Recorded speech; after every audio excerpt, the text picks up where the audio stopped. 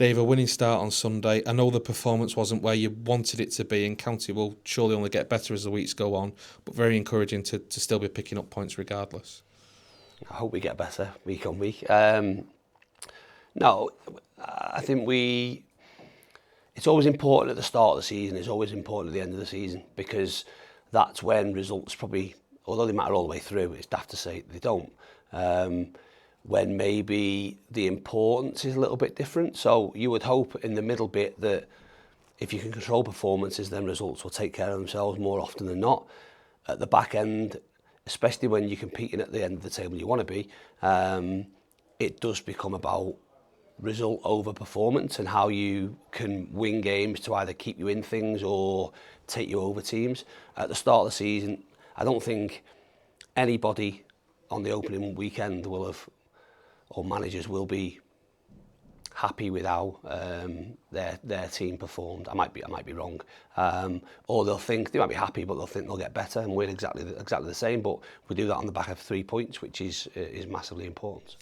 As you touched on Sunday, it was a bit of a patched up back line, not in terms of personnel, but in terms of the system that you had to use and the personnel within that system.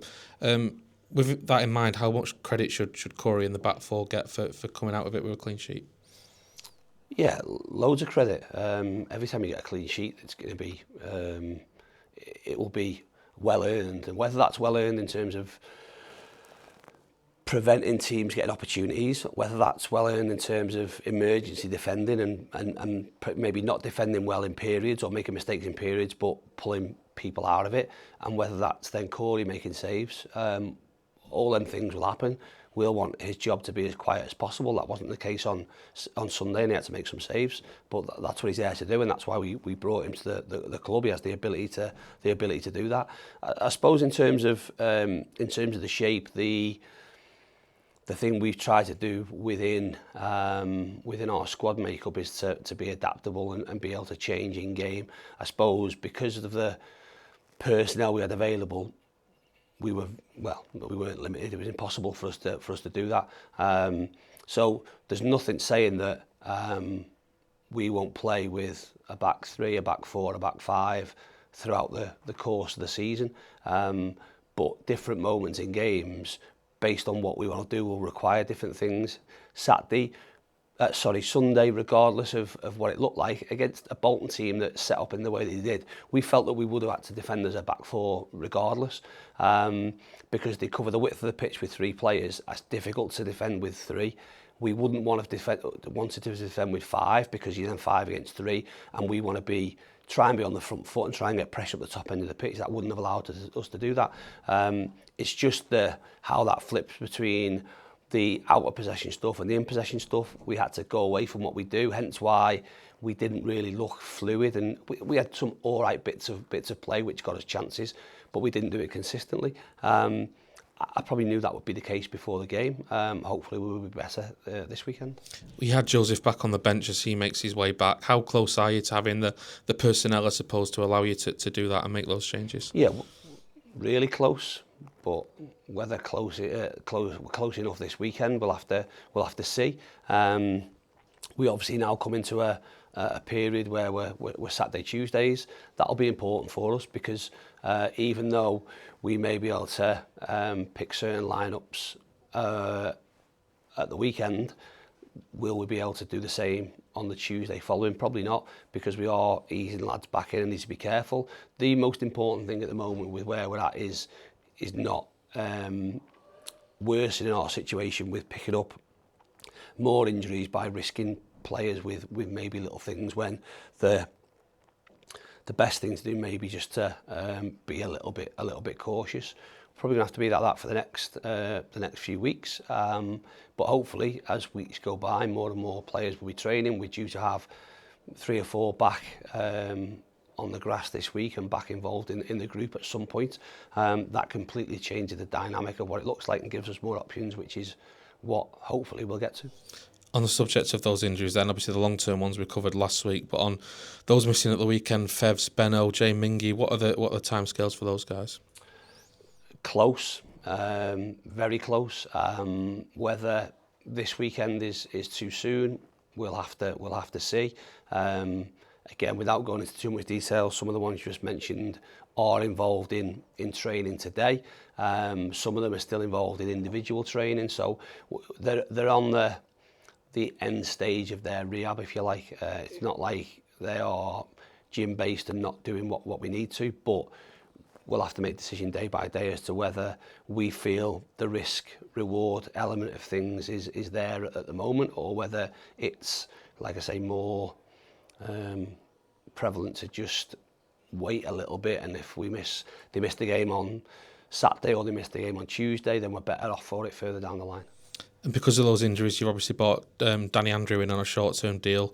A great debut for him on Sunday, gets an assist. Tell us about that deal, and would you like to see it extended?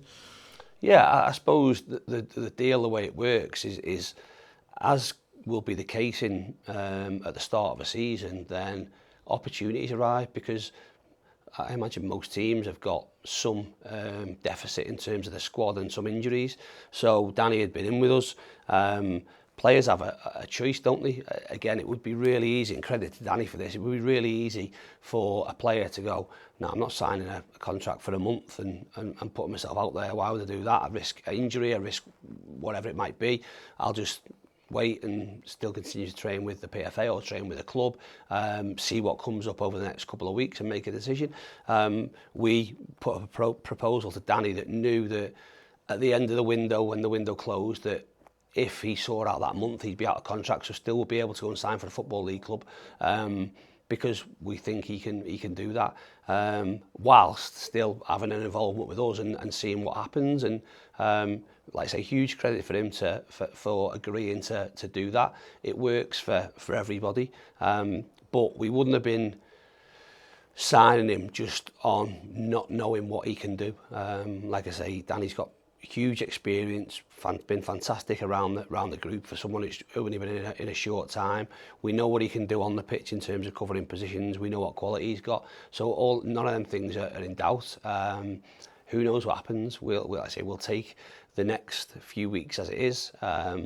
If he continues to have an impact like he did on Saturday, and even if he doesn't, we'll make a decision as to what we do. And more importantly, like I said after the game on Sunday, I hope that he's in a position where he has the choice. So as much as we might be offering him a deal, that he goes, no, I've got this offer and that offer and that offer on the back of what he's doing at the moment, because that's the I suppose the best thing for everyone. One other thing to come out of Sunday, Ollie Norwood captaining the side. Presumably that will continue to be the case in Lewis Bates' absence, and I suppose he's the obvious choice given his experience. Yeah, he did captain the side. I'm not sure he's obvious choice, and Woods would have been one that we would consider captain the team last year. But as you say, Ollie, I know it's something that he wants to do.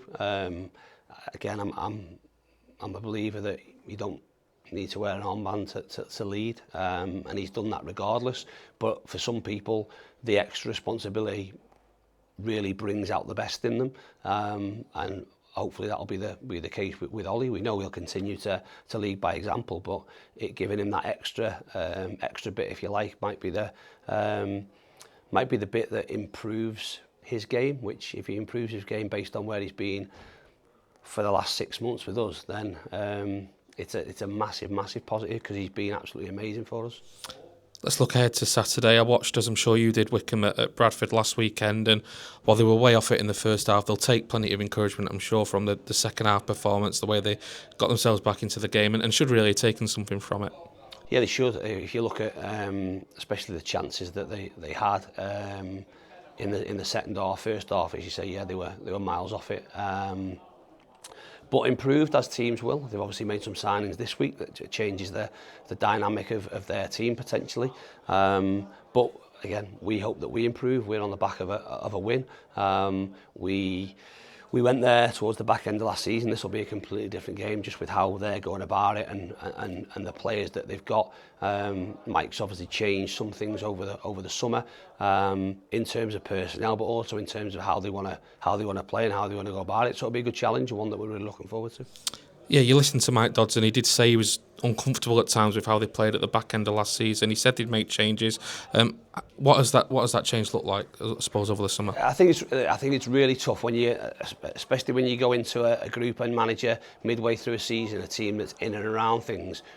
Why would you want to change everything? And I think they probably got caught a little bit at the back end of last year from being a Wycombe team that was pretty direct around how they went about it, to Mike's philosophy of wanting to play a bit more and be more possession based. That's what they've done over the summer in terms of the personnel exchange. That the team on Saturday looks so different without actually looking at the amount of players that I suppose remain from last season. It's I can count them on one hand for certain.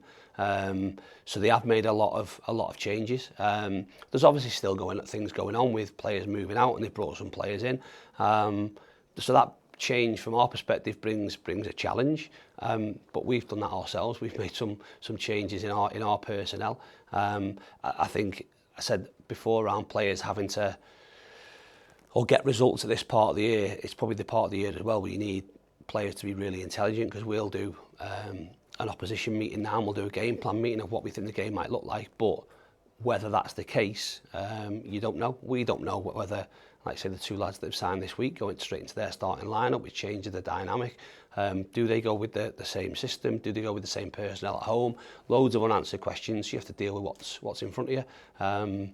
We'll prepare the players as best we can and hope that they do what they've done really, really well, not just over the past few months, but over the time I've been here, and be able to adapt and find a way of winning.